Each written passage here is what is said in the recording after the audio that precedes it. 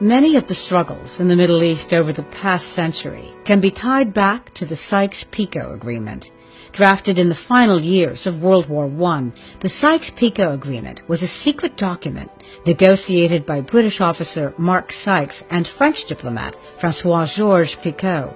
Once ratified, it divided the Levant region under two spheres of influence controlled by France and Britain while establishing the map of the modern Middle East. After the fall of the Ottoman Empire, the borders drawn in the Sykes-Picot Agreement were signed into law with the Treaty of Sèvres in 1920.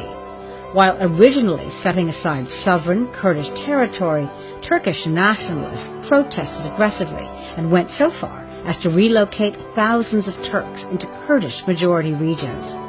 In 1923, the Treaty of Lausanne was signed by the Allied powers, which amended the previous treaty.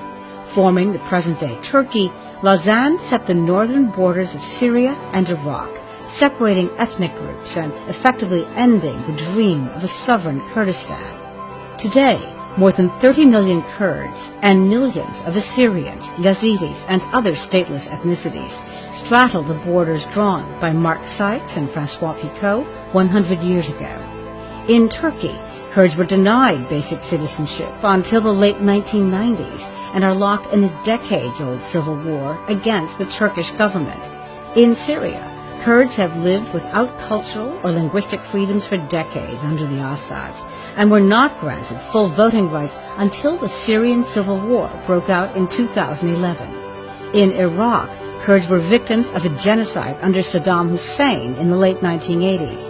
And in Iran, Kurds attempted to establish a Kurdish government in the early 1950s, which was quickly and brutally suppressed. So, what would the Middle East look like today if the Sykes-Picot Agreement had been drawn differently? Would the region be as turbulent as it is now?